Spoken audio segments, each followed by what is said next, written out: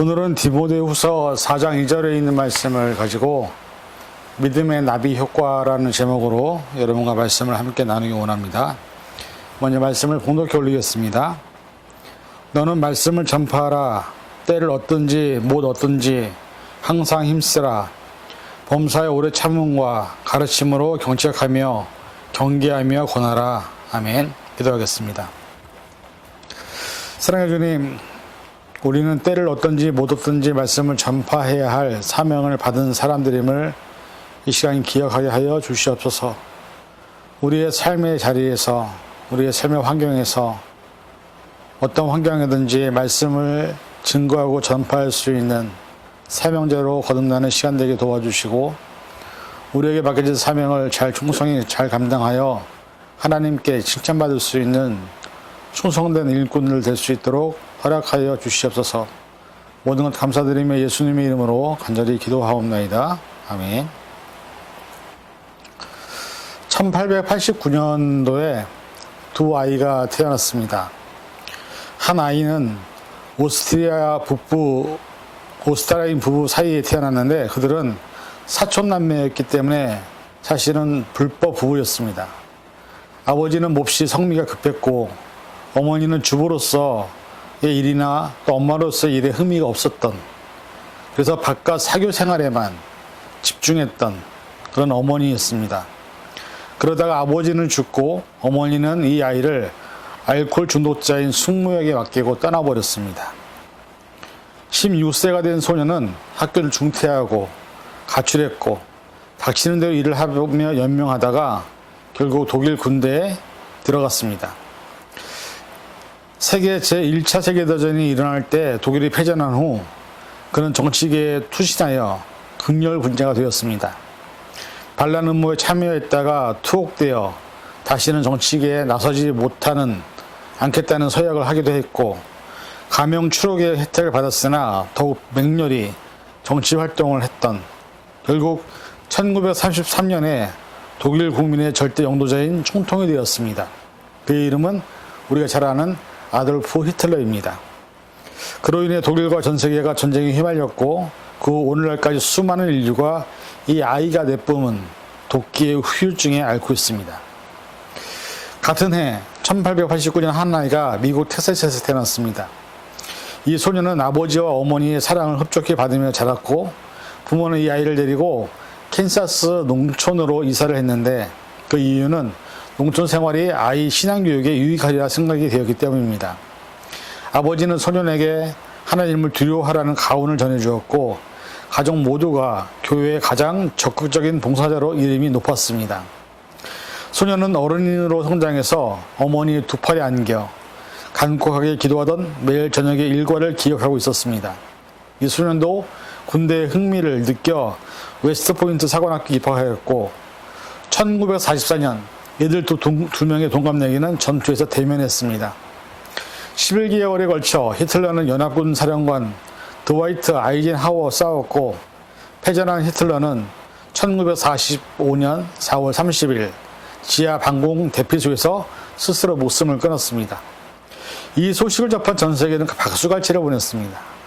한편 아이젠하워는 1969년 80세에 평화롭게 눈을 감았고 그의 죽음은 전 세계가 애도하는 그런 상황이 펼쳐졌습니다. 이 두 동갑내기 아이의 이야기는 부모들의 신앙과 불신이 아이들에게 어떤 영향을 미치는지 잘 보여주고 있습니다. 여러분 혹시 나비 효과라고 들어보셨습니까? 우리가 알고 있는 나비 효과는 지구 반대편에서 나비가 날개짓을 하면 그 반대편에 있는 지구의 상황에서 토네이도가 발생한다는 말도 안 되는 이론입니다. 사실 이 나비 효과의 가설은 1961년 에드워드 노턴 로렌즈라는 기상학자가 만든 가설입니다. 기상을 연구하면서 수없이 일어나는 질상 현상에 대해서 이것이 어떻게 증명될 수 있을까 해서 세운 가설이 나비 효과였습니다. 이 원리는 나중에 물리학에서 카오스 이론을 만드는 토대가 되었고, 변화무쌍한 날씨 예측이 힘든 이유를 지구상 어디에선가 일어난 조그만 변화로 인해서 예측할 수 없는 날씨 현상이 나타난다는 것을 설명한 것이었습니다.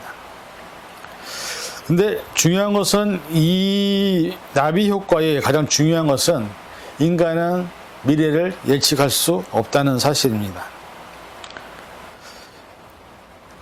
많은 사람들이 사실 우리의 미래에 대한 두려움, 염려로 걱정하며 살아갑니다. 그러나 중요한 것은 우리의 미래를 우리가 만드는 것이 아님을 우리는 깨달아야 합니다. 우리의 미래는 하나님이 만드시는 것입니다. 하나님이 이미 예비하신 것입니다. 그래서 사실 지금 이 시간에도 하나님은 나와 함께 계시고 내 옆에서 내가 가야 될 길들을 만들고 계심을 성경은 말씀하고 있습니다. 그 은혜에 감동을 받은 사람들, 그 은혜를 아는 사람들이 해야 할 일이 오늘 본문에 있는 말씀. 너는 말씀을 전파하라. 때를 얻든지 못 얻든지 항상 힘쓰라. 범사의 오래 참음과 가르침으로 경책하며 경계하며 권하라 라고 말합니다. 여러분, 교회가 세워지면 사실 교회에서 많은 전도를 하기 위해 애를 씁니다. 아마 이 자리에 있는 분들도 전도에 대한 경험이 있을 것이라 믿습니다. 전도의 현장을 가보면 대부분 교회에 나오라고 하는 얘기를 많이 하죠. 아니면 우리 목사님 말씀이 좋다고, 아니면 우리 교회 프로그램이 좋다고, 아니면 우리 교회 시설이 좋다고 하면서 전도를 하는 경우가 대부분입니다.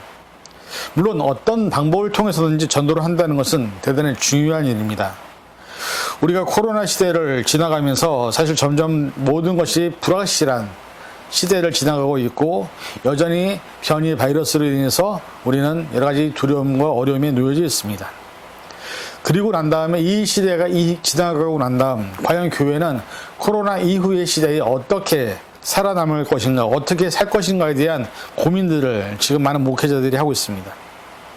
그러면서 시작된 것이 온라인 예배였고 대면 예배가 줄어들고 많은 사람들이 온라인 예배의 편리함에 익숙해져 버렸습니다.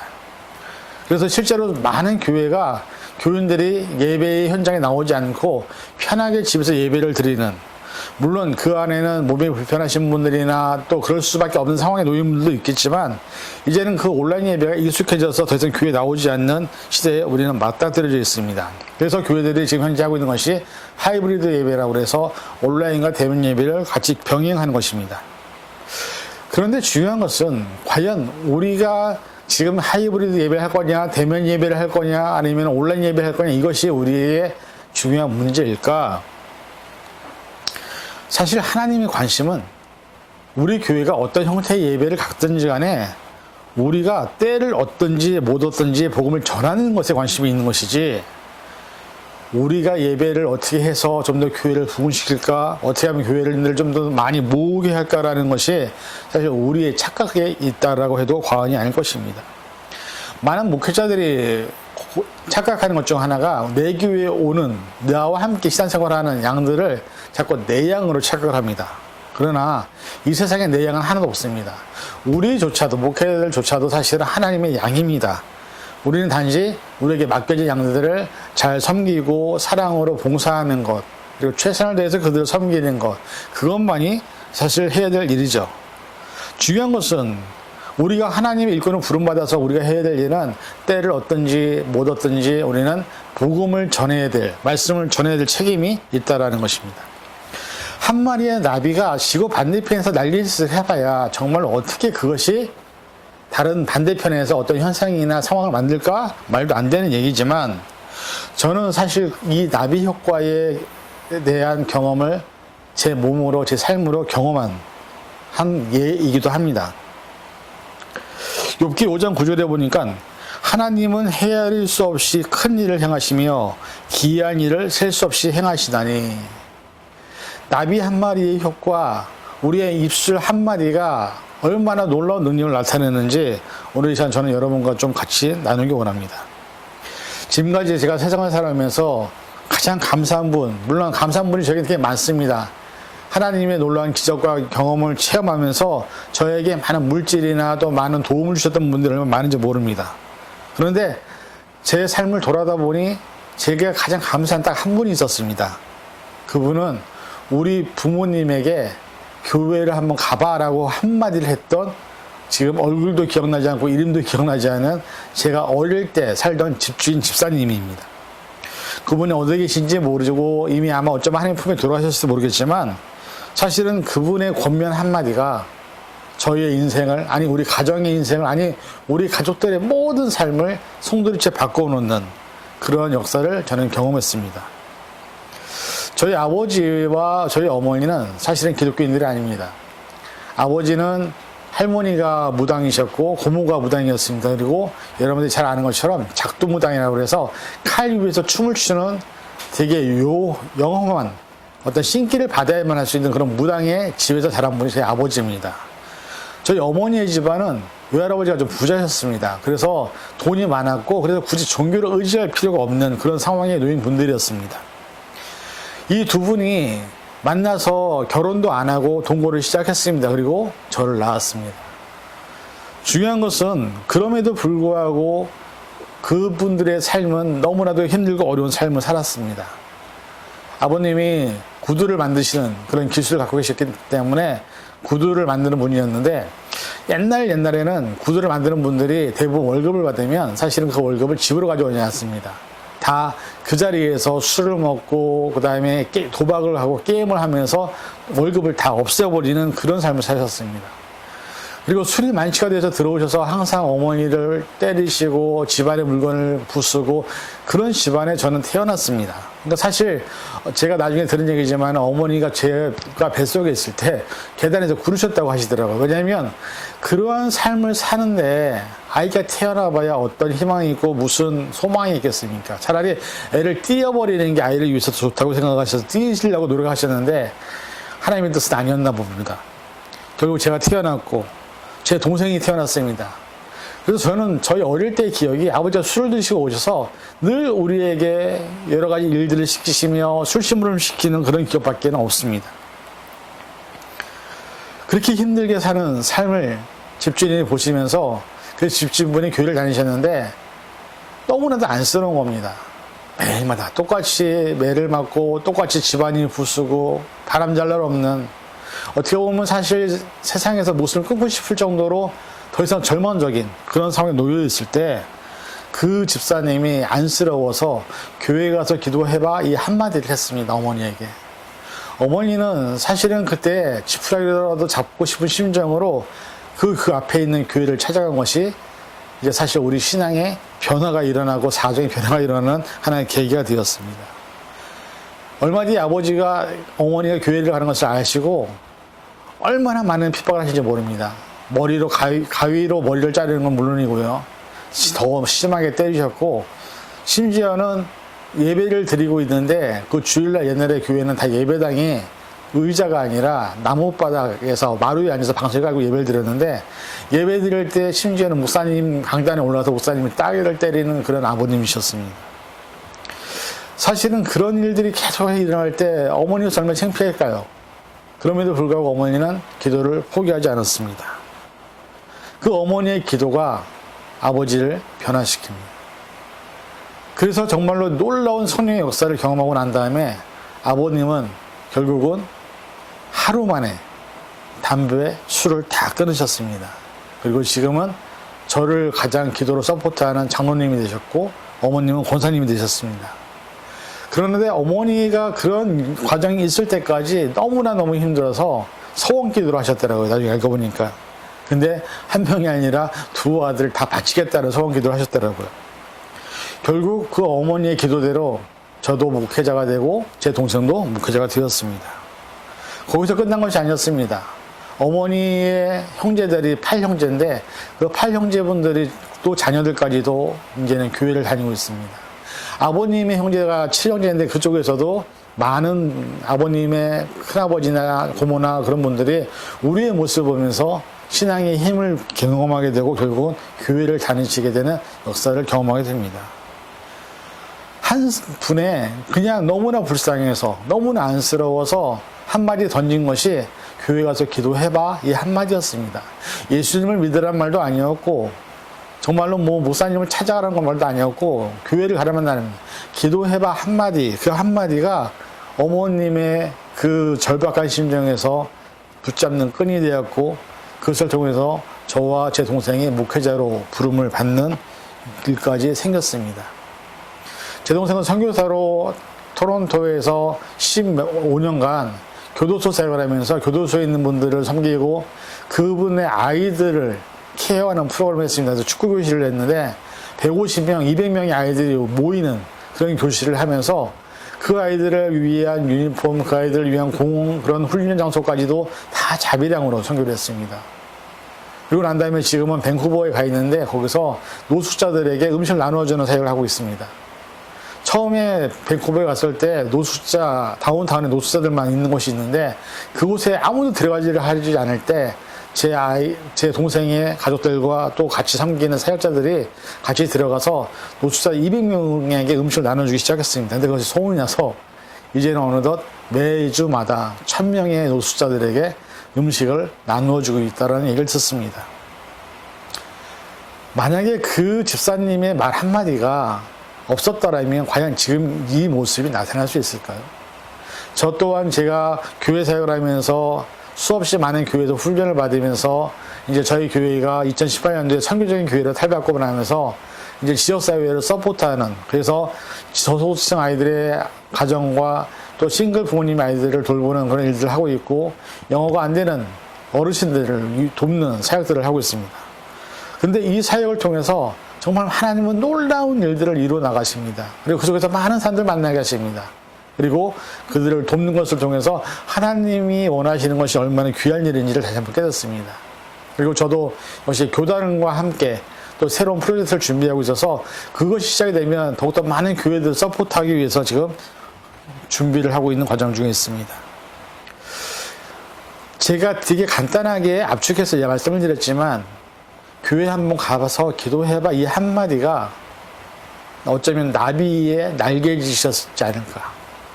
그 날개짓 한 번이 저희 가정을 바꾸고 저희 부모님을 바꾸고 저희 친척들을 바꾸고 또한 더 나아가서 우리의 사역을 통해서 수많은 사람들을 돕는 이 놀라운 일들을 누가 알 수 있겠습니까?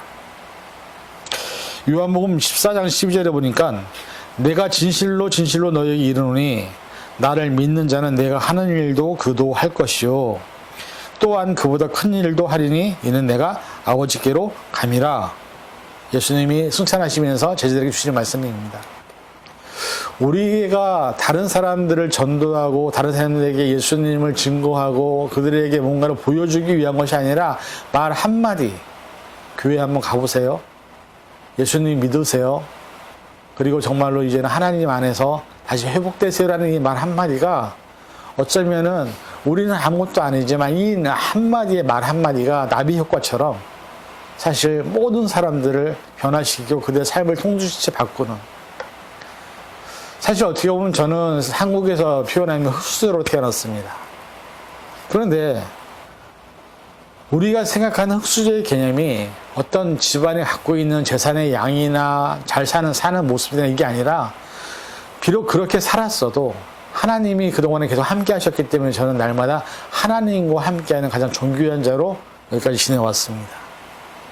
우리가 어떻게 태어났든지 간에 중요한 것은 지금부터 내가 그런 삶을 살면 내 자녀들은 하나님께서 돌보시고 이끄시고 보호하실 것이라는 사실입니다.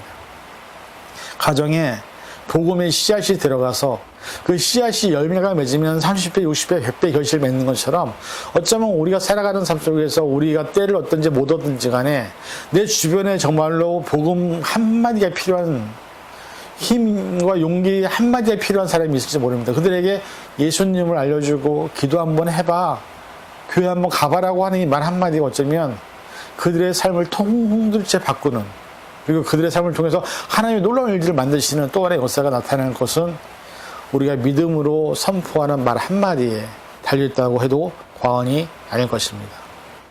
오늘 우리가 세상을 살아가면서 힘들고 어려운 시간들을 보내고 있지만 저와 여러분들을 부르시는 하나님의 관심은 우리가 잘 살고 잘 먹고 또 모든 것을 평안하게 누리고 물론 중요하겠죠. 그러나 그것보다 더 중요한 관심은 우리의 입술 한마디로 베드로가 성전 미문에 앉은 거지에게 했던 그 고백이 있지 않습니까? 내가 은과 금은 가진 것이 없지만 내게 있는 것으로 내게 주노니 나사렛 예수의 이름, 그 이름 한마디, 그것이 그 거지를 안진뱅이를 일으키는 역사를 경험했던 것처럼 어쩌면 우리의 말 한마디가 내 주변에 있는 많은 사람들을 살릴 수 있다는 것을 이 시간 기억하시기 바랍니다. 여러분 주변에도 얼마든지 많은 사람들이 여러분에게 한마디를 듣고서 그 한마디 때문에 다시 일어설 수 있는 힘을 얻게 될 사람들이 많이 있음을 우리가 기억하시고 때를 얻든지 못 얻든지 우리를 통해서 일하시는 하나님을 경험하는, 그래서 하나님의 능력을 나타내는, 하나님의 영광을 드러내는 그런 삶을 살아가는 저와 여러분이 될 수 있기를 주님의 이름으로 간절히 축원을 드립니다. 기도하겠습니다. 사랑해 주님 감사합니다. 오늘 말씀은 때를 얻든지 못 얻든지 너는 복음을, 말씀을 전파하라 말씀합니다. 우리가 살아가는 삶의 현장에 우리 주변에 분명히 힘들고 얼마나 어려운 상황이 있는지 모르는 그런 사람들이 많이 있을지 모릅니다. 그러나 그들에게 우리가 갖고 있는 예수의 이름, 그 이름을 전해줄 수 있는 우리가 되게 하여 주옵소서. 그래서 그들도 우리처럼 예수님을 통해서, 하나님을 통해서 일하시는 놀라운 일들을 경험할 수 있는 시간을 되게 하여 주옵소서. 그래서 하나님의 놀라운 일들이 크고 그 놀라운 행하시는 일들을 경험할 수 있는 그런 믿음의 심령을 될 수 있기를 간절히 기도합니다. 우리를 통하여 일하여 주옵소서. 우리를 통하여 하나님 나라가 확장되게 하여 주옵소서. 우리를 통하여 하나님의 이름이 영광 받아 주시옵소서. 모든 것 감사드리며 예수님의 이름으로 간절히 기도하옵나이다. 아멘.